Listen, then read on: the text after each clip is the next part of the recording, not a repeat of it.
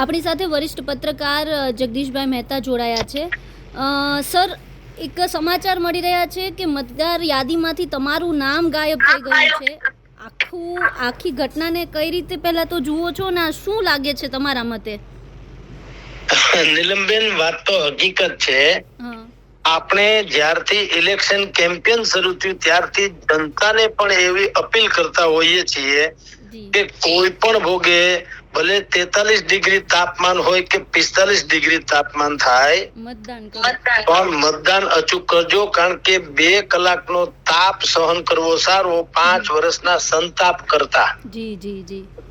તો આપણે એ કરતા હતા. એટલે આજે આ ઇલેક્શન ને કારણે આપણે જાણતા હોઈએ બેન કે અનેક ટીવી ચેનલ્સમાં આપણે બોલવાનું થશે. એટલે એમે અને બીજું કે વહેલામાં વહેલા આપણે મતદાન કરીએ તો આપણે કોકને અપીલે કરી શકીએ ને ભાઈ સાહેબ કે અમે મતદાન કરી આવ્યા, તમે કરી આવજો.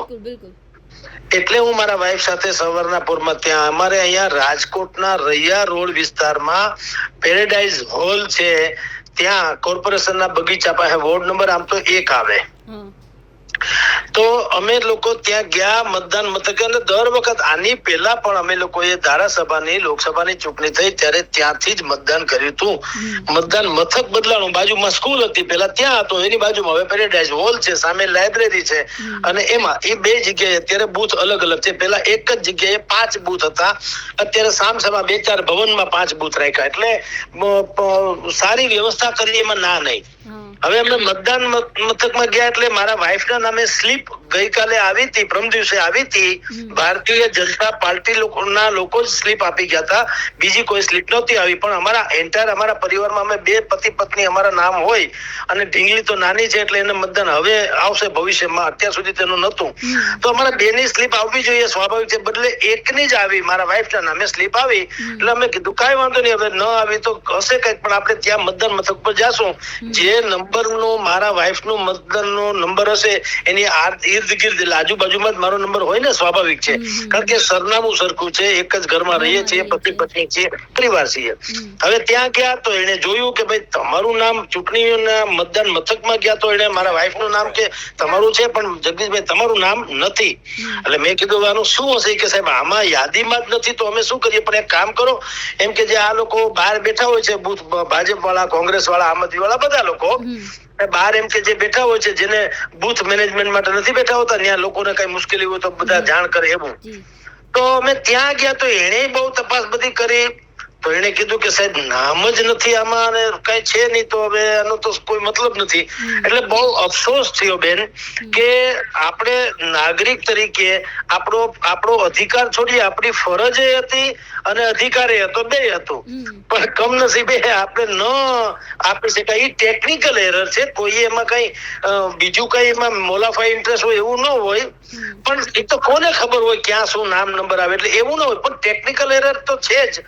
કે અને બીજું કે આશ્ચર્યની વાત એ પણ છે કે હું જયારે ભારતીય જનતા પાર્ટીના કાર્યકરો જ્યાં બેઠા હતા ટેબલ નાખીને, ત્યાં હું મારી જાંચ તપાસ કરવા ગયો તો ત્યારે ત્યાં બીજું એક કપલે આવી જ બાબતમાં ઝઘડતું હતું કે ભાઈ મારું નામ છે પત્નીનું નથી.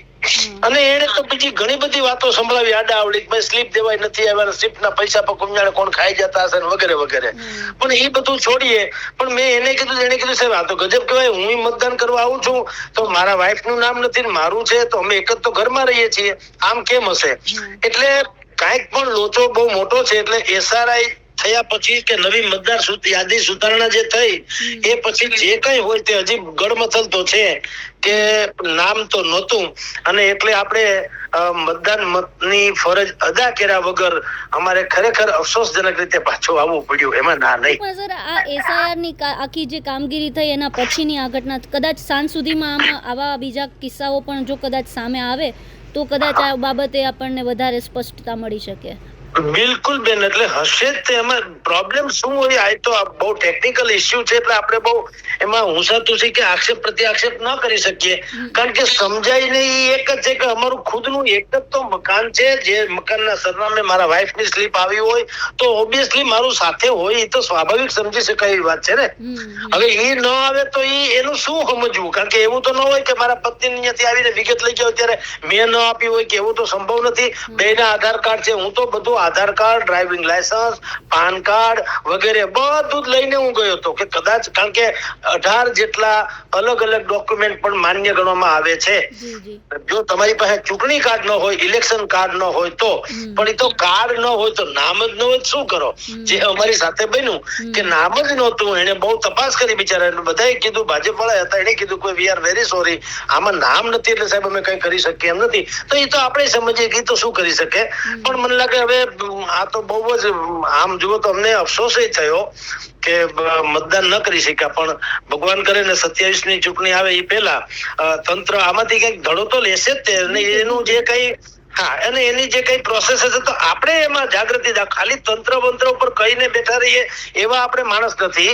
અમે ખુદ તપાસ કરીશું કે ભાઈ ક્યાં પ્રોબ્લેમ છે, અમારા થકી કઈ પ્રોબ્લેમ છે કે તંત્ર થકી પ્રોબ્લેમ છે એમ.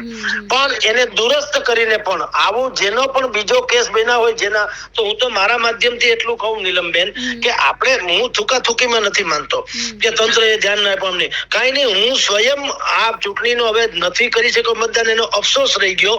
પણ હું ઇલેક્શન પૂરું થાય પછીથી આમ નવી મતદાર સુધારણા યાદી જે અથવા તો જે પ્રોસેસ ચાલે છે, સ્વયં હું ત્યાં જઈશ જ્યારે અનુકૂળતા મળે ત્યારે, અને બુદ્ધિપૂર્વક એમાં જે કઈ કરવું ઘટતું હશે, ક્યાંય પ્રોબ્લેમ હશે તો હું રજૂઆત કરી. પણ મારું નામ કોઈ પણ ભોગે મતદાર, નવી મતદાર યાદી સુધારણા જે બને એમાં ચડી જાય એવી વ્યવસ્થા હું કરીશ.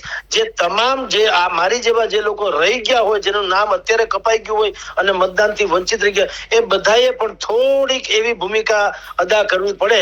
એમાં સરકારી તંત્ર ઉપર કે ઉહાપોહ મચાવીને કે આક્ષેપ પ્રતિ આક્ષેપ કરીને બંધ બેસી રહેવાથી નહીં મજા આવે. થોડીક આપણે મહેનત કરી હશે ભાઈ, આ કામ કરે એની ભૂલ થાય એમ માની લઈએ બે ઘડી તો, પણ એ છે ને એ બધું દુરસ્ત કરી દેવી જોઈએ ભૂલ, જેથી 27 ની ચૂંટણી જયારે આવવાની છે ત્યારે બધા લોકો એનો નાગરિકી ધર્મ બજાવી શકે. જી બિલકુલ સર, અમારી સાથે માહિતી આપી, અમારી સાથે જોડાયા તે બદલ આભાર સર. નમસ્કાર.